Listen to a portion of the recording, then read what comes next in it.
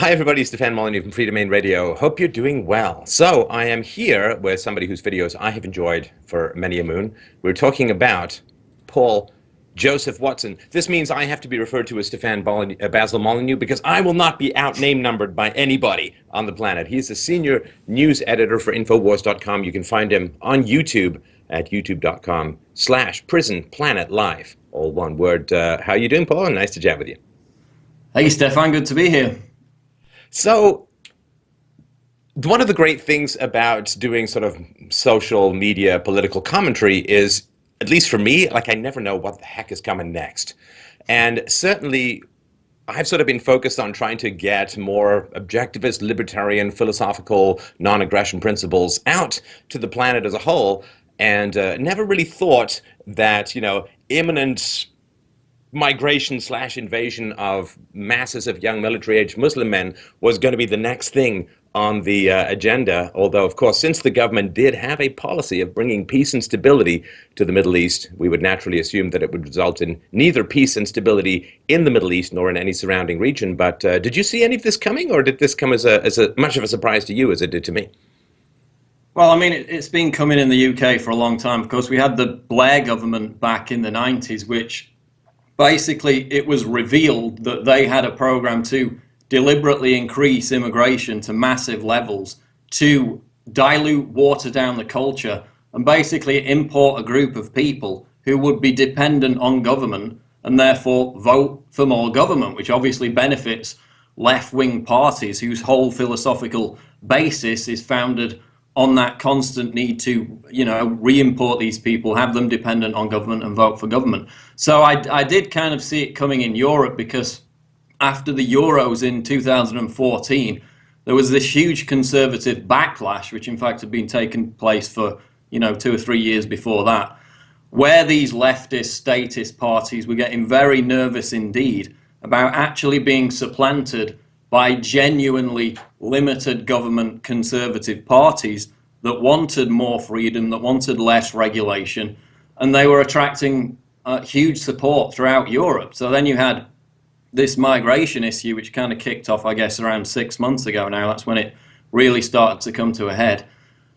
And again, they have exploited it to such a degree where now they're bringing in, for example, 80,000 people into Berlin alone. They're housing them in 3- and 4-star hotels.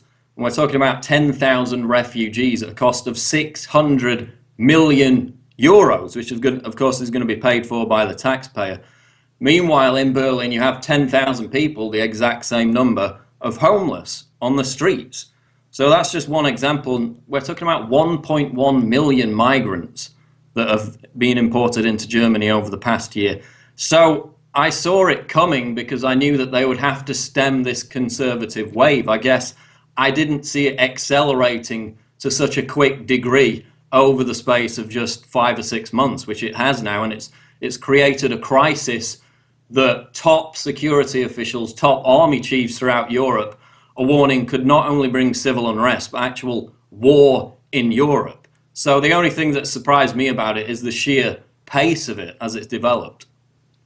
Well, I think that one of the things that you touched on there is this split of social narratives between what were traditionally and often unhelpfully called the left and the right. And one of the things that a lot of surveys have shown is that people tend to gravitate towards information that reinforces their worldview. And so I certainly, since I've been working, I guess, about 10 years or so on the internet, I've sort of noticed that there has been a venue to get more free market principles, more small government principles out to the people.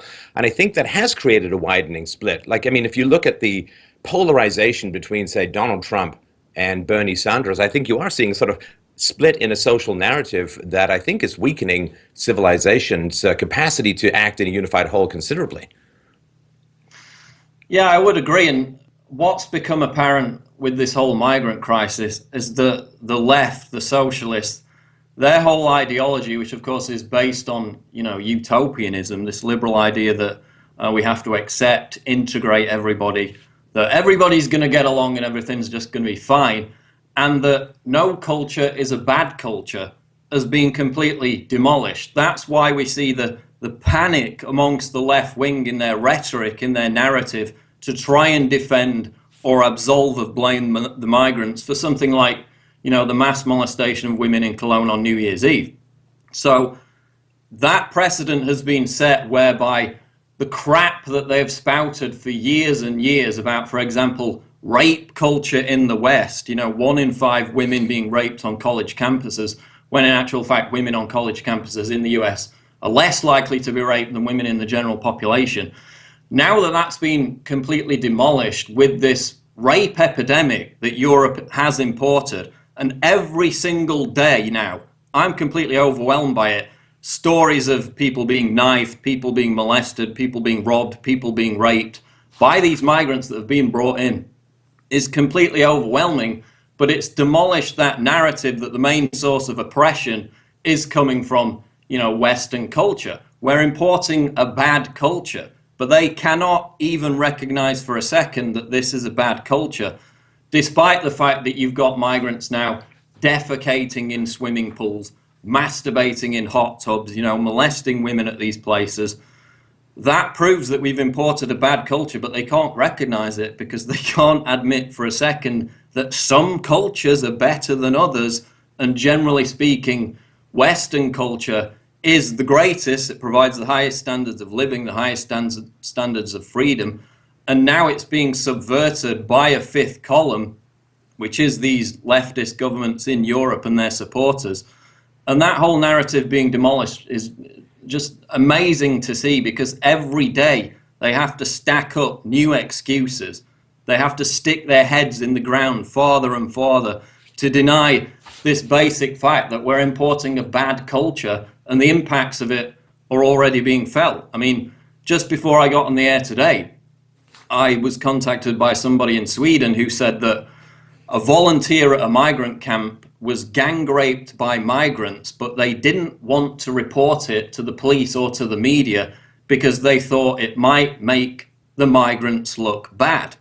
And we've seen this over and over again. We've seen it in Sweden with a woman who was raped on a train and said she didn't want to report it to police because the migrant might get deported.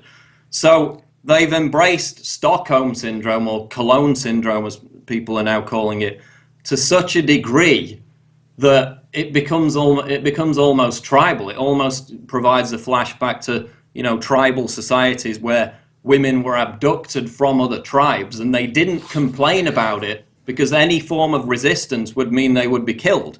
So we're almost up to that level with this migrant crisis where, they could be beheading people on the streets of Berlin and the left would still claim tolerance and denounce anyone who opposed it, who criticized it, as a bigot. It is really nice, though, to see, and this is a nice switch of narrative from the left as a whole, it's really nice to see them suddenly so concerned with men's feelings. That is a beautiful, beautiful thing to see. It'd be nice if it was European men, say for the past 2 generations, but that may be a little bit much to hope for. I think this mask falling away from the left is, you never want bad things to happen, but when they do, you want to get as much good out of the bad things as possible. It's the only way to mitigate the horrors of the situation, and the mask falling away from the left, that they don't care about minorities, that they don't care about women, that they don't care about any of the things that they claim to care about. What they do is they're like riling up social divisions in order to rend and undo the fabric of a free society. It's the hatred for the free market, it's the hatred for freedom of speech, it's the fundamental cry-bully totalitarian streak that runs through the left that to me is finally being revealed. And, whatever I can do to help people see that revelation is really important. But the toxicity of the left and the degree to which they simply set people against each other in order to undo the fabric of a civilized society, I think is hopefully at least somewhat becoming clear. Lena Dunham is now on there complaining about Twitter when someone just got gang raped. And there was a woman, was it in Germany, who used pepper spray to prevent a sexual attack upon herself, is now being charged. How could this, where are the feminists? And the absence of the feminists, I think, is something that people are going to notice at some point. Well, they were already on the rack coming out of 2015 after all the multitude of embarrassments. We had them trying to censor the Athena tennis girl poster, with the jazz hands thing. They've been completely ridiculed for the best part of 2 years now to an intensifying level, which I've been a part of, obviously. So now this Cologne rape scandal happens, and of course the first thing that the mayor of Cologne said afterwards, she issued a code of conduct, not for the migrants not to rape people, but for the women of Cologne to keep rapists at arm's length. Now, can you imagine a mayor, for example, in London saying that if a woman had just been gang raped by a bunch of, white British people? The outrage would be something to behold. But she says we had a mayor in Germany the other day who, a grandfather complained about how his grandchild was being harassed by migrants near the school. The mayor said, well, just don't go near the school. We had schools in Germany sending out letters to parents saying, don't dress your children in shorts or short skirts because it might provoke the migrants. It might offend the migrants and provoke them to attack the children. So, a story I covered today, this is another example. Finnish police, you've got to see this video. They've put out a video because, of course, in Finland, where these rapes are also happening, women are taking all these self-defense courses. They want to defend themselves against these attackers. So the response from the Finnish police was to put out a video advising women how to repel rapists. And their advice was for women to hold their hands out as if some kind of Jedi-style force would repel the attacker. These are not the boobs you're looking for. These are not the boobs you're looking for. That's some Obi-Wan stuff. I remember in the 90s, Camille Paglia came out with, I think, a book called Sexual Persona and other books. And she was talking about the degree to which women had grown up under the protection of men and no longer really recognized the danger of certain kinds of behavior. Her argument went something like this. She said, look, if you go to a frat party and everyone's drunk and they're high and you're dancing naked or topless on a table and something bad happens, of course, whoever did it was wrong. But you could have acted more sensibly as well. She sort of likened it to, if I leave my wallet in a park bench in Central Park and come back the next day, whoever stole it was wrong, but I could have taken better care of my wallet. And I remember the screaming harpies raining down on her like high-flung Athenian spears for even remotely intimating that a woman had any culpability in terms of keeping herself safe. And now this is completely reversed. To anybody with a shred of consistency, this is absolutely dizzying. This is like watching O'Brien's interrogation of Winston Smith over and over again on fast forward and reversed. And yet it seems like a lot of people can negotiate these massive reversals with no comment, with no problems. This 1984 style, this is the new truth stuff. It seems weird how people can do that, because inconsistency has always troubled me, but it doesn't seem to even show up on the radar of a lot of people. Well, again, feminist groups after Cologne, they did comment on Cologne. And in fact, there was another article yesterday by a prominent feminist in Feminista online publication. Who did they blame? They blamed German-born men and then drew attention to the Oktoberfest and claimed, oh, this happens all the time. Right, so you're saying that 800, 900 women are molested in Germany at Oktoberfest every single year. It's complete nonsense. And again, it goes back to liberals not having any principles because they're based on the foundation of sandcastles. These are not classical liberals, they're regressives because they tolerate the most regressive and intolerant belief system on the planet, especially towards women, which of course is Islam. It's an open secret now that gang rape is a game that people in North Africa, that men in North Africa play all the time. We saw it in Tahrir Square in Egypt back in 2013, where there was a horrifying video of this. A Dutch journalist was assailed by about 20 men, drug away, gang raped. Of course, we had Laura Logan. I think she was a CBS correspondent. Same thing happened to her. She thought she was going to die, gang raped by 200 men.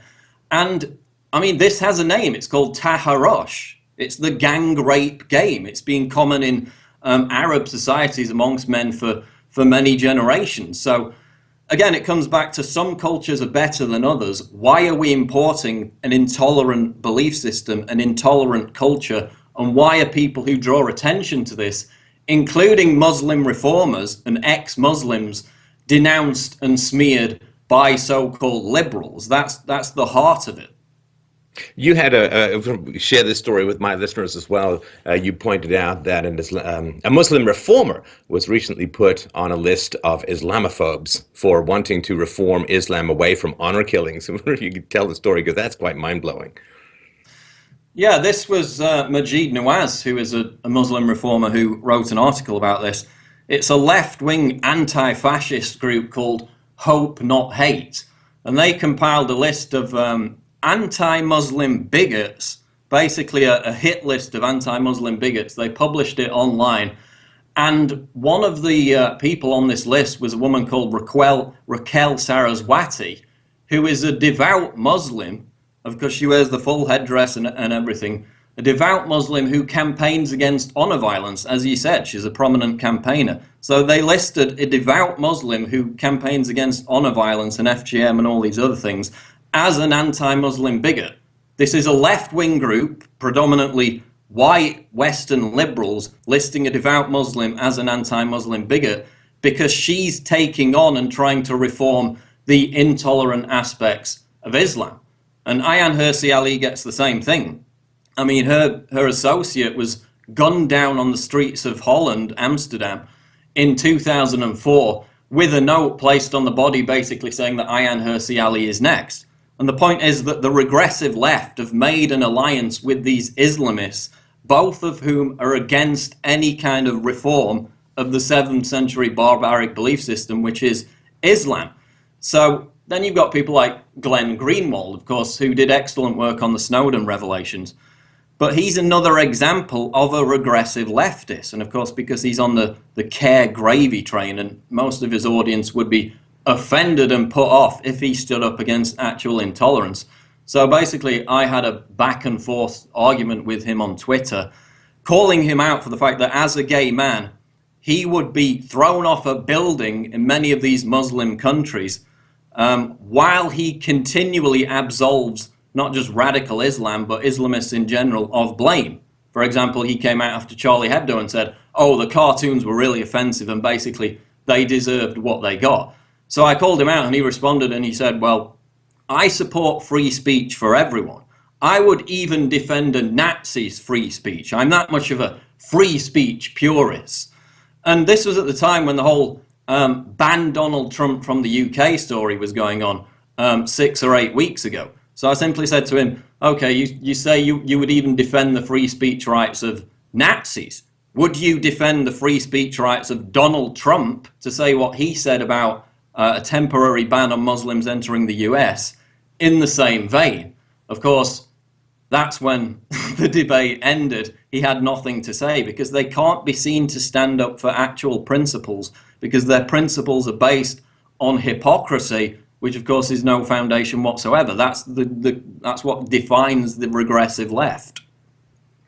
Well, yeah, and I've sort of been thinking about the degree to which people who are not original thinkers, they don't benefit particularly from free speech. You know, I value free speech because a lot of what I say, and I know a lot of what you say, is upsetting to people. And so I don't want to ban free speech because I'm specifically benefiting as an original thinker from putting out ideas that are challenging to people. But if you're just kind of a somethingist, you know, like a leftist, or even in Islam, of course, free speech is not that tolerated because you just go look up the answer.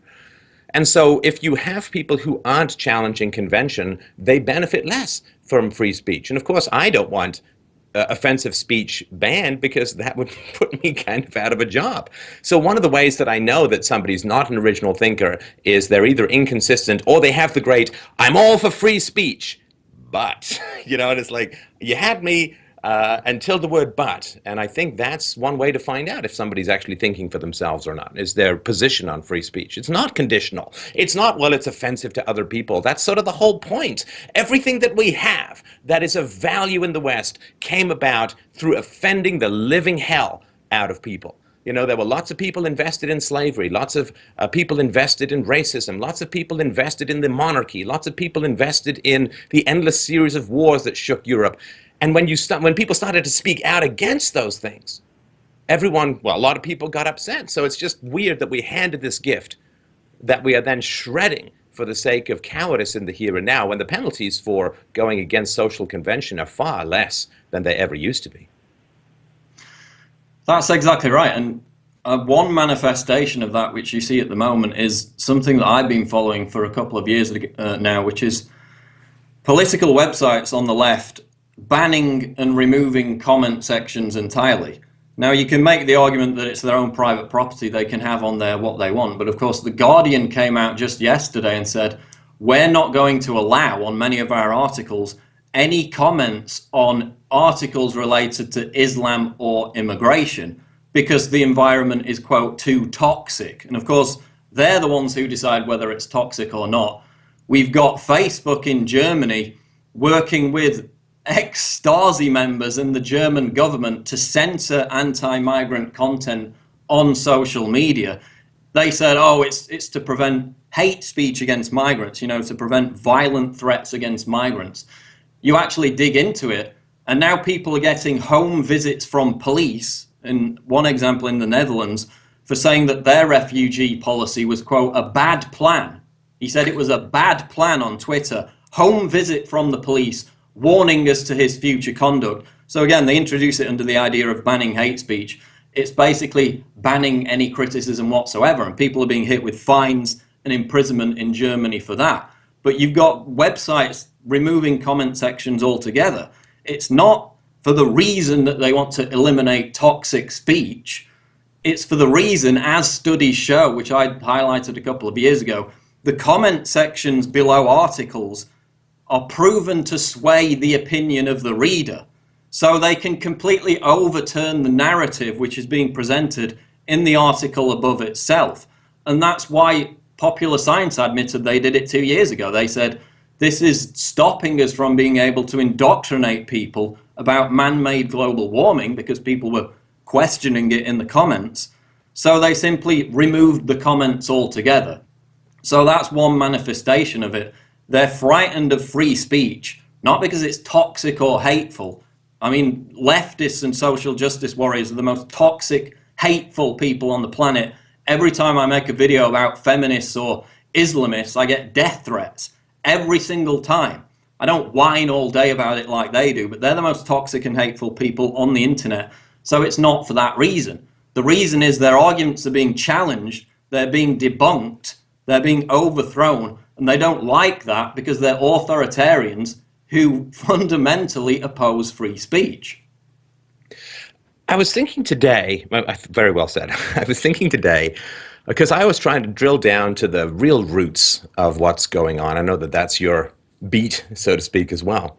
I was thinking, okay, well, what is this fundamental error? Let's assume that there's some, it's not just sheer hatred of liberty and possibility, but there's some metaphysical or epistemological error that's occurring deep down in Western consciousness at the moment.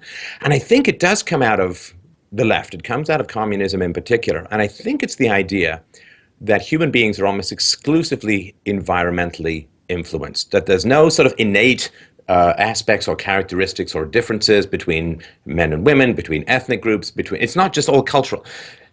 And so in the communist model, the worker is, his personality, his way of life, his being is kind of determined by his economic relationship to the ownership of capital. And, there's tons of movies, we've all seen this. I was thinking of Eddie Murphy's movie Trading Places with Dan Aykroyd, where, he's a homeless guy, but they put him in a suit and suddenly he's like an incredible master stock trader and so on, right? And so there's this idea that everything's circumstantial, everything's environmental, and human beings are basically just liquids that are poured into various economic or social containers. And if you take water out of one container and put it in a new container, then it just takes the shape of that new container. So I think there's this kind of idea that if the migrants come from North Africa or Syria or the other countries around which they're originating from, they come to Europe, and the multicultural idea is they're going to become a lot more like Europeans, that they're just like pouring into the container called Europe, they're going to change their shape into being Europeans.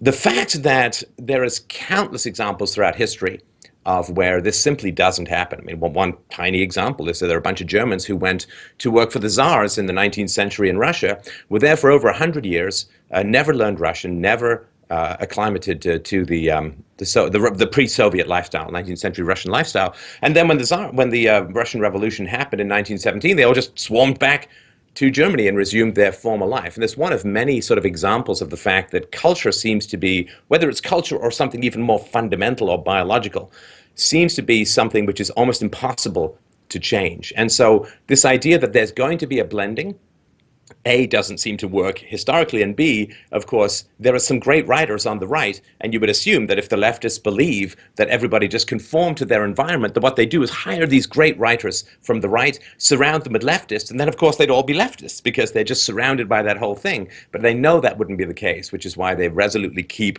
anybody who's not a leftist out of their editorial boards and off their writing staffs. But I think this idea that we are so adaptable to our environment is kind of foundational to this, because if you don't accept that, and I think there's really, really good reasons not to, then the disaster that's looming is very clear. But if you think that people are just so flexible that you take someone from North Africa, you put them in Germany, and bingo, bango, bongo, within 5 or 10 years, they're pretty much like a German, boy, that's a pretty big assumption to have in the face of countervailing evidence, and a huge amount is riding on a very shaky assumption. Well, and it's been discredited over and over again. I mean, Merkel herself admitted back, I think it was in 2010, that multiculturalism has failed. This has been known for a long time now. And in fact, ISIS's own manifesto, which I reported on a couple of months ago, they came out and brazenly said, look, we're infiltrating this wave of migrants to create these ghettos in the West because we're going to arm and radicalize the ghettos. Now you've got the French army preparing for reappropriation of national territory because they believe that somewhere down the line, and we already had mass Muslim riots in Paris in 2005, that these armed, radicalized immigrant communities are going to rise up and actually forcefully take surrounding territory.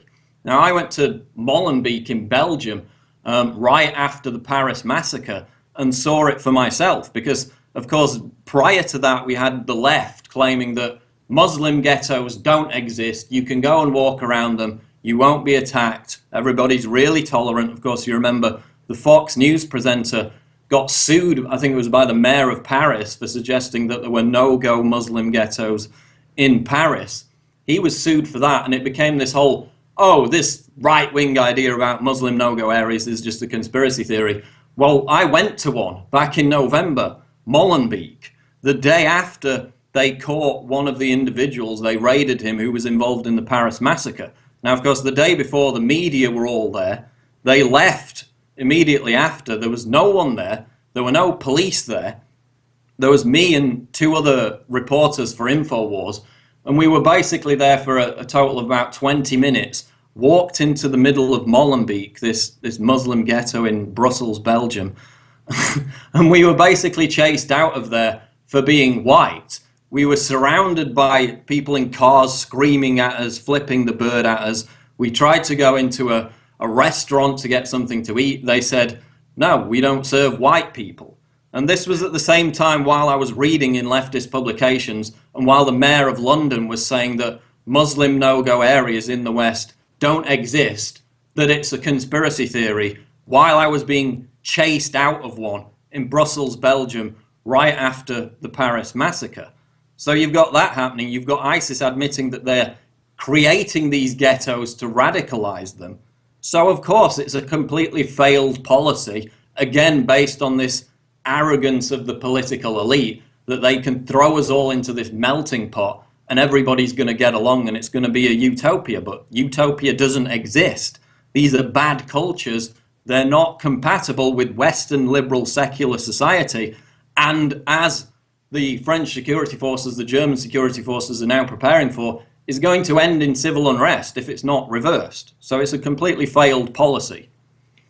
Well, I would argue that it's probably going to go a lot beyond civil unrest because these cultures where multiculturalism, quote, is a value, right? Then those cultures, I think, can intermingle fairly well, which is why there's no big German no-go zone ghetto anywhere in America or in other places where the Germans go. The real question, of course, for people who believe in this multiculturalism, the real question is what is their relationship to ideologies that are specifically opposed to multiculturalism? That, to me, is the big question. It's the sort of oil and water mixture scenario. So when people say, well, multiculturalism is a value, then I always ask them, well, okay, well, for those cultures that oppose multiculturalism, can they mix as well? And that's, of course, where you generally get the deer in the headlights and, let's change the subject situation. But that's so foundational. If multiculturalism is a value, what is the relationship between Western intellectuals and cultures that are antithetical to multiculturalism, like Islam? Well, Islam is completely regressive and incompatible with Western culture and any kind of modern culture that we would want to move towards. It goes back to the point I've made. Some cultures are better than others. Take India, for example, okay? UNICEF every single year in India has to do a massive PR training program to teach people in India not to crap in the streets. Okay, 600 million Indians crap in the streets. That's half of the population, even though they could be using toilets. The impact of that is the contamination of the water supply. It leads to the malnutrition of children. It affects half of the children in those cities where this is taking place. And so UNICEF has to go in every single year and say, please don't crap on the street. It's causing disease. But they still do it because it's part of their culture. And again, it goes back to this same idea. Joe Biggs, who was in Afghanistan and Iraq, experienced the culture of people in the Afghan security forces who like to rape young boys. And the US Army was ordered to overlook that, to not say anything about it, because it was part of their culture. So again, as you said, it goes back to the fact that Islam is regressive, that the problem is not with radical Islam, the problem is with just Islam, because these regressive beliefs, the belief that women who are raped can be stoned to death, that homosexuals can be executed, that people who leave the religion of Islam can be killed, that honor killings are acceptable. Those beliefs are not held by a minority of, quote, radical Islamists. If you go and look at the Pew Research figures, Muslim attitudes in the Middle East and North Africa, significant majorities of people in many of these major countries believe in Sharia law, and they believe in killing people for being raped, executing gays, and so on and so forth. So this is not a tiny minority. The problem is with Islam itself, but we can't draw attention to that because it's racist, even though Islam isn't a race, and because of Islamophobia, which again, they asked Michel Houellebecq, the French author, are you an Islamophobe? And he said, yes. By the pure definition of the term, I'm afraid of this culture because it's a danger to Western society. It's a threat to the safety of women. It's a threat to the safety of minorities. But the illiberal left won't draw attention to it because in the league table of the oppression Olympics, Muslims rank right at the top, so they would rather defend them rather than stand for actual liberal principles. Oh, good heavens. I mean, being an Islamophobe is a complete misnomer because Islam is a set of ideas, and ideas can't do you any harm. I'm more of a beheadophobe. That's sort of where, because it's the actual actions people take in pursuit of that ideology that bothers me more. I think, and this is a pretty sensitive subject, maybe even for your listeners as well, though I've talked about it on my show with a bunch of experts, but I'm also concerned about the degree of bio-incompatibility between people from the Middle East and people from Europe. And the reason for that is that people in Europe, of course, cousin marriages have been banned for millennia, and there's no particular history of it in the West. That is not the case in the Middle East. I'll just give you some numbers here. In Algiers, up to 34% of all marriages are consanguine or blood-related. 46% in Bahrain, 33% in Egypt, 80% in Nubia, southern area in Egypt, 60% in Iraq, 47% in Mauritania, 54% in Qatar, 67% in Saudi Arabia, 63% in Sudan, 40% in Syria, 39% in Tunisia, 45% in the United Arab Emirates, 54% and 45% in Yemen. Now, cousin marriages is extremely bad for genetics, as I'm sure we're all aware. It costs between 10 and 16 points in IQ. Of course, birth defects are considerably higher.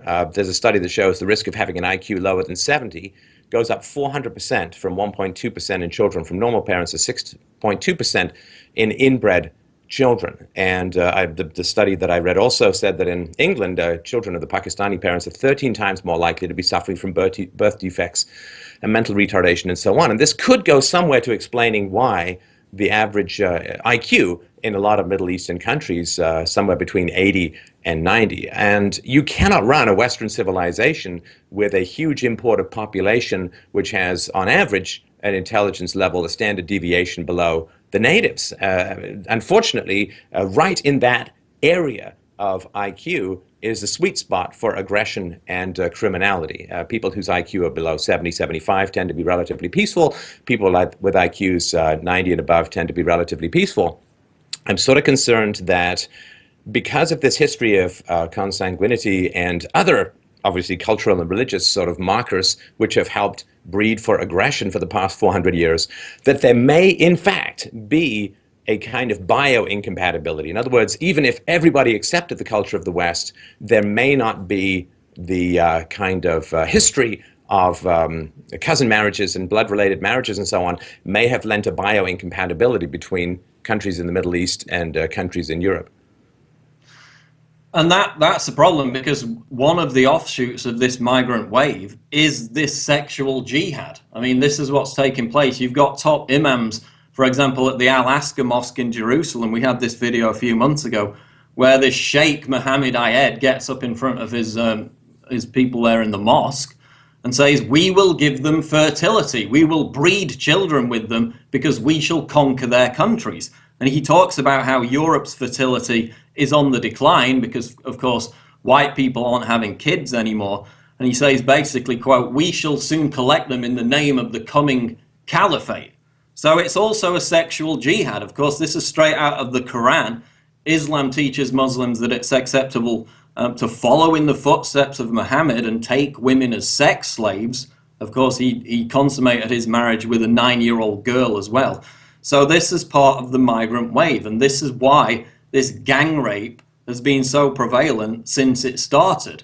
So if that is indeed true, that they're bringing in a lower IQ, then yes, it's a problem, because that is one of the primary stated goals of this migrant invasion, is to, quote, outbreed European citizens. And this idea of bringing in, there's two general things that's supposed to civilize the savage male heart. And number one is getting married. And number two is having children. And they can see levels of testosterone go down considerably. I'm actually a stay-at-home dad, and reading that level of how far my testosterone apparently has diminished should have given me a full head of rich and spiky hair like yours. But it's like can go down as much as 40% when you have kids, and the more exposure you have to kids. So it tends to make men less aggressive. Well, of course, you want to be aggressive and assertive, go out there and get the resources so you can be a good provider. That's sort of the way that we evolved. But you don't want to have that same level of aggression around babies and toddlers because, that's dangerous. And so, again, biologically speaking, bringing in a whole bunch of young males who have almost no opportunity for marriage and kids is... it doesn't matter where they're coming from. That's a recipe for disaster no matter how you cut it. Well, it is. And if you look at the figures, they've analysed Western European men since the late 80s. Both fertility and testosterone have been dropping anyway. So we've seen that trend. And again, it is about a sexual jihad. It's about people who call it a gang rape game. This is a game to them. And now we have a spate of cases. And why should we be surprised when this has been happening in the Middle East? Because it's, quote, part of their culture. So it doesn't come as a surprise. And it's a threat to women. Why do you think the birth rates among European and European-derived countries are going down so precipitously? I think in Italy it's like 1.1 or 1.2, like near Japanese levels of infertility. What do you think the drivers are behind that? Well, this is when we get into the realm of conspiracy. I don't know. Some of the speculation was that it was tainted water supply and things like that. I'm not an expert on it, but those figures are true. I've seen them before. Of course, we've had people like John Holdren, Obama's former science czar, who wrote a book back in the 60s called Eco Science about how he wanted to reduce world population by basically poisoning the water supply to reduce fertility. So we've got people who have been at prominent levels of power throughout the decades who've made that proclamation because they believe in the debunked myth of overpopulation, which if you look at the UN's own figures, the human population will start to decline naturally when it hits 9 billion. Of course, that is dependent on the standard of living in Middle Eastern, in North African countries being raised, which naturally reduces the birth rate. So if that happens, and if these countries are allowed to develop, then maybe the migrant issue won't be an issue at all, because we're the best that the world has to offer in terms of civilization and standard of living, they're all coming here.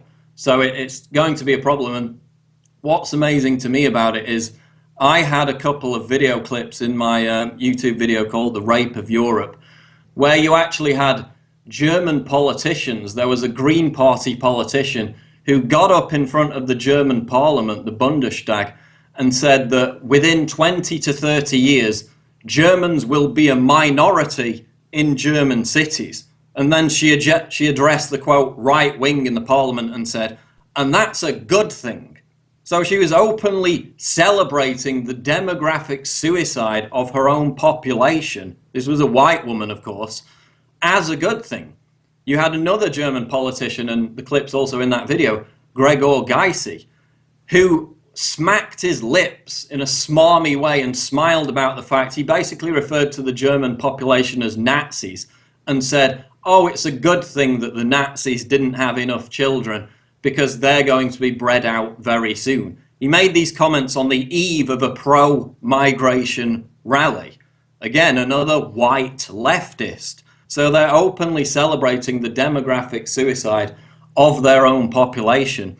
And I mean, that goes even beyond just goals of, importing migrants to create a voting bloc to some weird, bizarre, sexual cuckold type situation, which I've talked about on Alex's show before, which goes even deeper and into more sordid depths than anyone could possibly imagine. And when did it happen that we, as a culture, as people involved in public discourse as a whole, completely threw any kind of reason and evidence out of the window and just basically went on pure rampant sentimentalism, emotional self-gratification, moral self-posturing? I mean, I put a video out talking about how cheap it is. Let's say you want to help the migrants, right? Okay, so they fled Syria, there's a brutal civil war and so on, right? To send money over to the migrants where they are is far cheaper than to bring them into your own country, right? And of course, if they're going to Saudi Arabia, then there's a similar religion, the same religion for the most part, and it's the same language, same geographical environment, same climate, they're used to it all.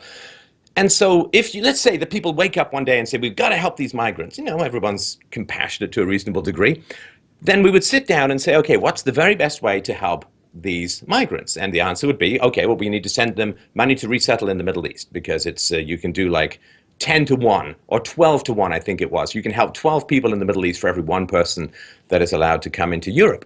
And so even if we were to accept the sort of general collectivist premise that the government should send money or people should send money, okay, when did we just completely abandon any kind of analysis of a social problem and just become ridiculously sentimental, not bring any facts or any rationality to bear on the situation? I don't know exactly when that happened, but it seems like we're a long way past that turnoff.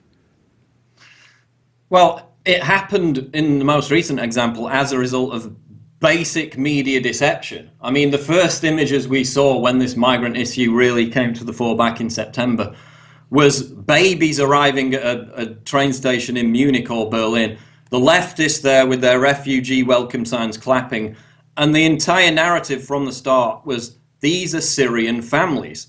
of course, the numbers came out, 4/5 of the quote refugees weren't even Syrian. That number's changed now that they've got very swift, easy access to fake Syrian passports. And 72% of the migrants are unaccompanied, predominantly young men. So those figures were acknowledged by the UN, but that wasn't the narrative we were seeing on the mainstream media, because there was a deliberate decision to deceive people, to mislead people. Now we have the control of the former CEO of ZDF, this top German broadcaster, saying that they're ordered to report on what the government tells them to please Angela Merkel. This was the same broadcaster that covered up migrant rapes and criminal acts because they, quote, didn't want to discredit the migrant wave and legitimize critics of mass migration. So a lot of the left-wingers welcomed this because they were misled. But then a lot of them welcomed it because, again, they have no principles. They would rather be seen as good people rather than actually be good people. And because they're prone, in this narcissistic age of Facebook and Twitter and social media, to virtue signaling. So I can't tell you how many people I know that have told me, oh, I'm going to adopt a Syrian baby, or I'm going to allow a migrant to live in my house. Of course, these are the most Scrooge-like people you could ever meet. They wouldn't give a dollar to a homeless guy on the street. And if you actually look at the research, this proves that they're just virtue signalers, because poorer conservatives are more generous than wealthier liberals, and they don't tend to brag about it. So the people who brag about how humanitarian and caring and feeling they are towards those less fortunate than them are the most miserly, the most Scrooge-like. And there was a major study which proved that. So I think it's partly about media deception. We were told these were poor Syrian families. Now it's a mass tidal wave of economic migrants because we were misled. And it's people who are prone to virtue signaling because they would rather look good in front of their peers rather than actually take the time to think about and study these issues with logic and reason. Now, I had a thought. I'll run it past you. This is years ago. I gave a speech in Phoenix, and I was talking about when the government begins to truly run out of money.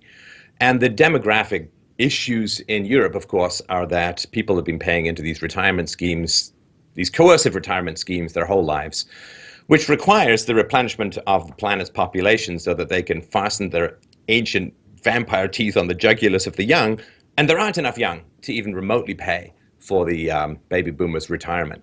I remember in that speech I said that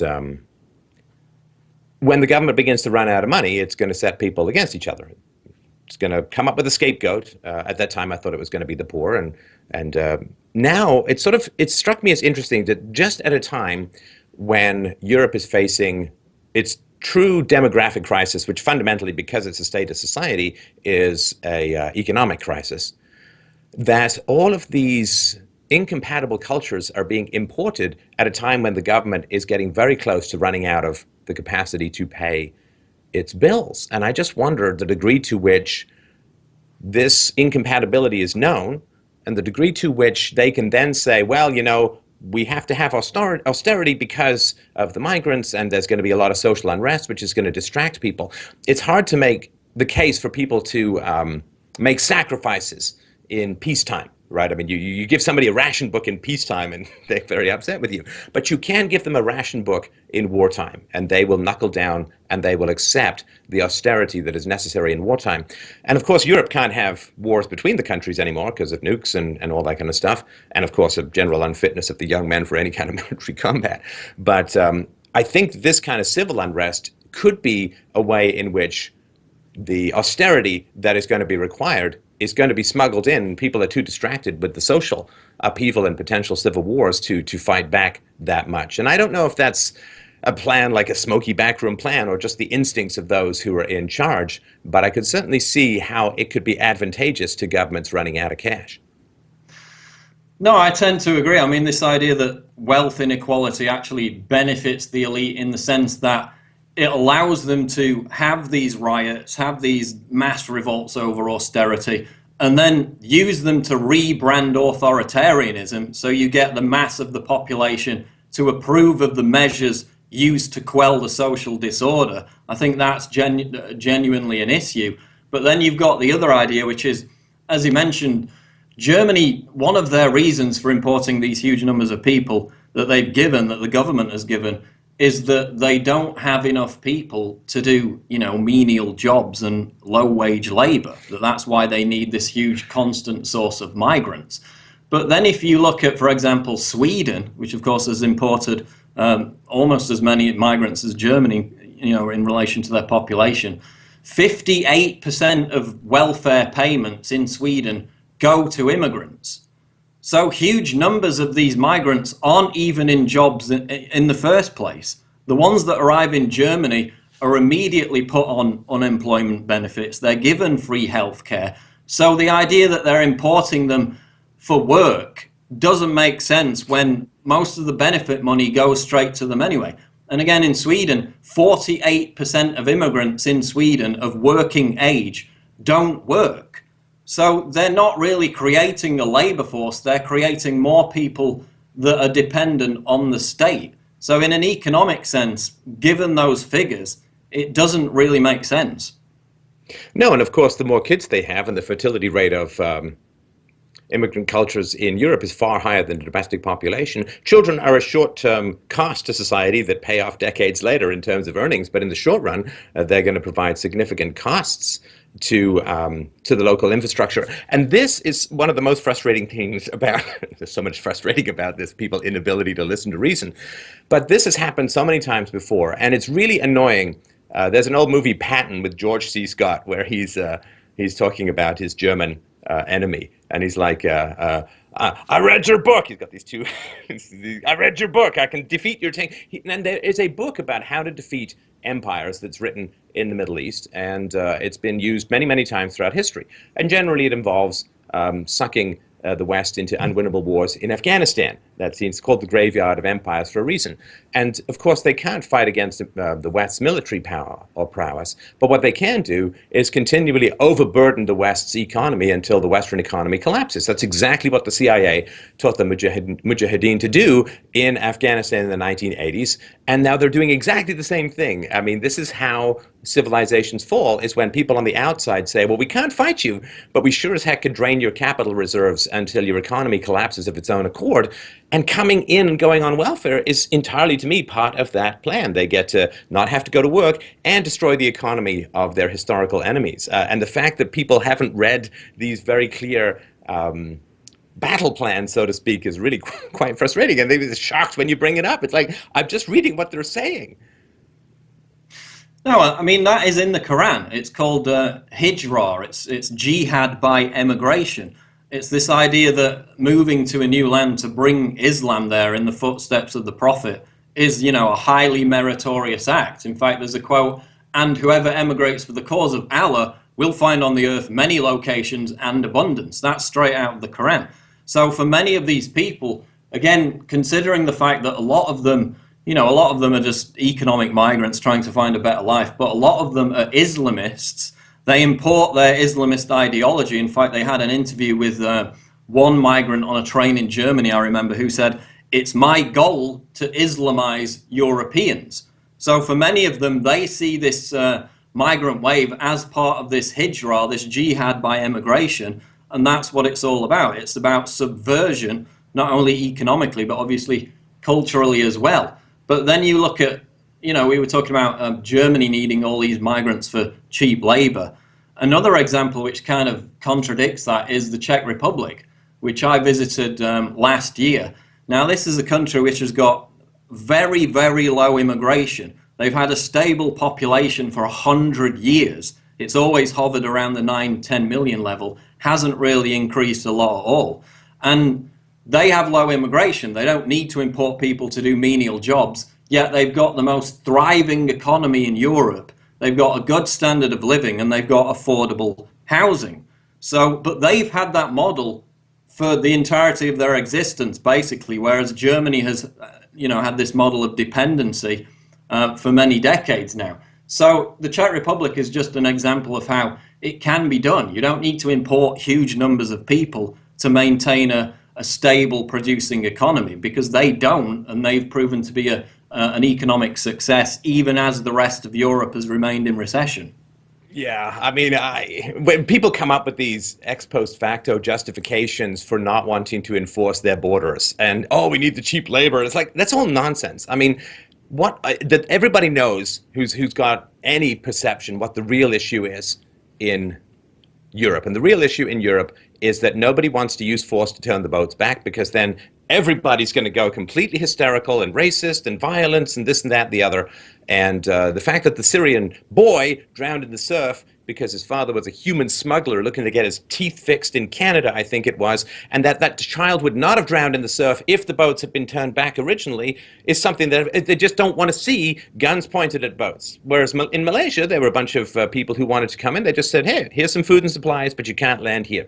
And if these boats had been turned back, if the borders had been enforced, none of all of the resulting aggression and potential violence and real loss of life would have occurred. But people are so ridiculously hypersensitive to any manifestation of state power, though at the same time they keep demanding that the state do more and more and more for them, that the idea, well, we're going to say, well, you got to turn the boats back, you can't land here, and there's going to be guns out to enforce that. Well, that's what the state is. That's what the state does. Everybody's terrified, particularly in Germany, of course, of the optics. And it's literally like European civilization is going to die because we're afraid of bad PR. That is how frustrating it generally is. I mean, that's definitely part of it in Germany. It's this white guilt, this World War II hangover. So now they must prostrate themselves and basically sacrifice Western civilization on the altar of white guilt. And then another factor, as you alluded to, was the left wing. Now, the left wing is becoming so cozy with Islamists that ISIS is now, again, in the same manifesto I talked about earlier, they're talking about co-opting, infiltrating anti-capitalist left-wing groups, hiring them, giving them weapons to fight for the conquest of the West, for the conquest of Rome, because they broadly now share the same political beliefs. So when actual violent jihadists are saying, hey, look, those anonymous people, they're really on our side, we should give them weapons, we should radicalize them, that just shows you how, again, cuckolded the political left has become with political Islam. Now to the point where in Calais, we had the video last week, where the migrants are attacking residents in Calais on residential streets, throwing bricks at their houses, being cheered on by left-wing open border people, even as these same left-wing no borders activists are being raped in the Calais migrant camps. And there was another example, a similar example today, where this left-wing journalist goes into the migrant camp to tell their story. He ends up being the victim of a knife attack, but then he blames it on Britain for not allowing the migrants to enter Britain. So again, it's this extreme cuckolding, this complete Stockholm syndrome, to the point where ISIS is saying, hey, we share the same beliefs, let's unite. So, I mean, that's the insanity, that's the level that it's reached now. Well, and of course, I put that argument out before, that if the wars in the Middle East are legitimate, then you can't possibly take young men of military age from a country you're currently fighting. I mean, like how this even needs to be said. I can't imagine Churchill saying, well, you know, what we need to do is bring a whole bunch of young military-aged German men in the middle of the Second World War. I mean, it makes no sense at all. I don't believe that the wars were legitimate. I think that they are imperialistic. I think that the West should have nothing to do with the Middle East. And I think that the West should try and find its own sources of energy so that you don't keep piling massive amounts of money into a highly unstable and aggressive region. That's a topic perhaps for another time. But the basic reality is that if the wars are legitimate, you can't take any migrants. And if the wars are illegitimate, then you need to figure out how to try your own leaders for war crimes, the international crime of aggression, rather than taking in the victims of the aggression overseas. But this idea that you can have it both ways, well, there's kind of a conflict going on, but we're going to take these people in anyway. It's such a lack of self-defense of anything that people have fought and died for. Since the days of Socrates, 2,500 years, people have fought and died to build something decent in the West. And the fact that people are throwing it away for the short-term dopamine hit of moral posturing is incredibly frustrating. But I will give you, Paul, the last word. What is it that you would really like the people of Europe to hear in terms of how they can rouse themselves from this hypnosis that's taken them off a cliff? Well, I mean, my worry is, as we've seen to some extent already, the vacuum created by the left, by the regressive left, in failing to oppose the intolerant belief system of Islam, that vacuum is now being filled by actual neo-Nazis and extremists. So those are the only people that are going to be out on the streets, and they're certainly more violent and unhinged than anyone else. So that's only then going to embolden Muslims on the opposite side of the equation, who will be attracted more to this jihadist Islamist rhetoric. So we need the regressive left to actually grow a pair, to stand up for classically liberal principles and oppose this violent, intolerant belief system, which says that throwing gays off buildings, stoning women to death, killing people who leave the faith of Islam is, acceptable. We shouldn't be importing that kind of culture in the West. We've already got, 7% Muslim population in France. We've got Sharia courts in Britain. We've seen the growth of this prior to the migrant crisis, and this is only exacerbating the problem. It's going to create radicalized ghettos. It's going to create domestic disorder. And as some of these military heads are now even warning throughout Europe, the Swiss, the Swedish, the Norwegian military heads, it could even create actual war again on the continent of Europe. That's the ultimate catastrophe if we don't pull back and restore some sanity and basically stand up to people like Angela Merkel, to vote them out of office and to try and appeal with reason, not with extremism, for actual liberals to stand up for liberal principles and not denigrate Muslim reformers who have risked their lives speaking out against the intolerant aspects of Islam. Well said. All right. So just to give your vital statistics out to my audience as well, senior news editor for Infowars.com. And thanks again, Paul, as always, for this conversation and for everything that you're doing for the cause of freedom and clarity. Okay, thanks, Stefan.